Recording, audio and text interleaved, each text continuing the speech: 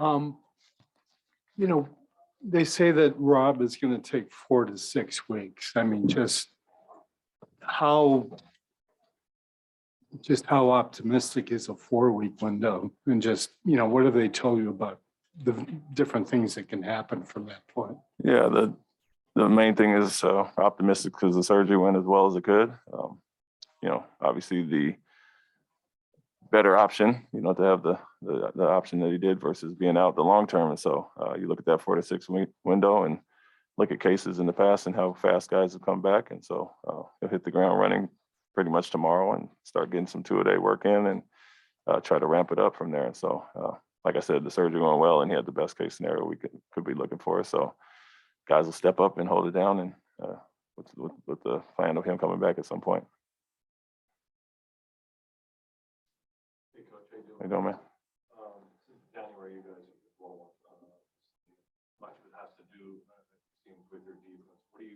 What triggered the change in your defense, and what are you guys doing specifically that you like that's winning games for you? I think a lot of people do look at the defensive end because we're obviously one of the top teams there.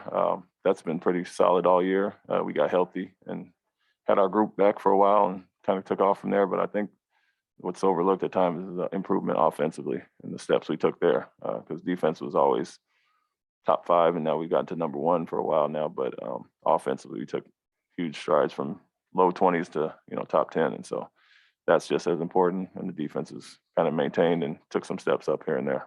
Anything specific offensively, just ball movement or goals? Yeah, I think us learning what's best for our players, them seeing the unselfishness and what it leads to, and that kind of trickling down to the whole group, and that opens up the shots, and the shots have been falling at a higher clip than early in the season. So that's always going to improve your numbers. But the one thing I could say is the ball movement. Obviously, we look different than we did to start the season. Jalen and Jason, good to go tonight? With likelihood, yes. They'll test it out right before, but we'll assume they're good to go. And with Jalen, it's listed as a right knee tendinopathy versus Jason's the right patella. Is it a different ligament with Jalen?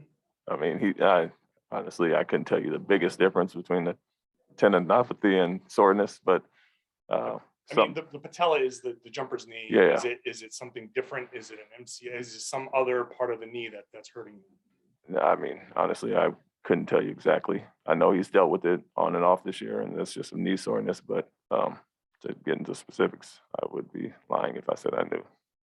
Tendon versus something else. Daniel Tice starting tonight, or are you going to Grant Williams? Grant. And how much of the next 6 games left? How much of that is going to be experimenting? Like, do you start Grant and do you maybe start somebody else in the third quarter? You're trying to get film on different lineups, or are you just trying to find something consistent right away? Consistent first off, but looking at the games coming up, I think there is some flexibility that we can do things in lineups based on the teams we're playing. So we've already looked ahead and want to see different combinations that work. So whether somebody starts a different starter each game, it's more so seeing what rotations work throughout the game and getting a look at some of our bigs together and some small lineups.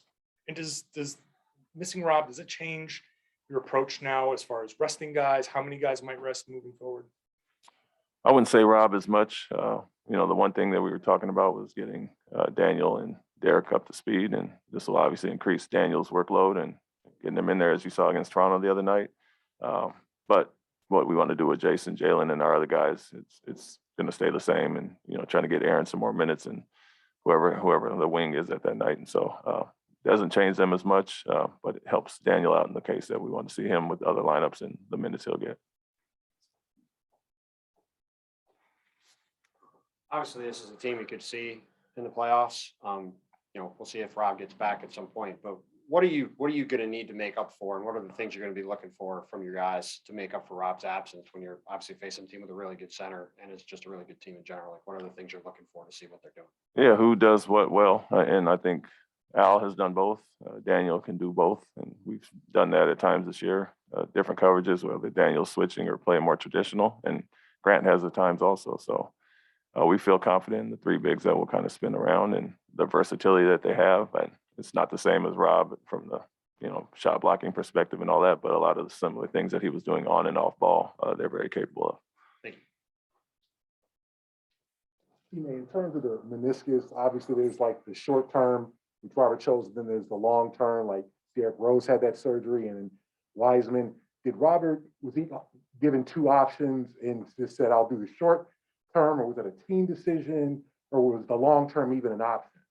No, once they looked at the knee, it's basically tear where the tear is at and getting it, cut out versus sewn up. And sewn up is a long term where you're out for most of the year. Like I think Colin Sexton and some guys have had that this year and been out all year. And then there's where you snip the piece, and that's what he had due to where the tear was. And that was his call? Like No, it's doctors. It's the based. doctor thought it was best? It's based on where the tear is. Yes. Okay, Whether it's to be sewn up or cut out.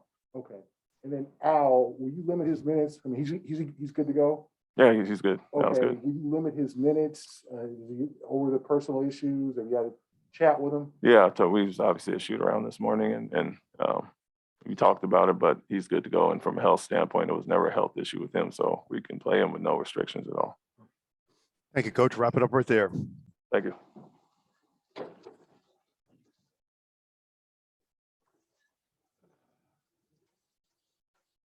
Morales, thank you for taking me back 45 years to my physical education kinesiology class. Thank you.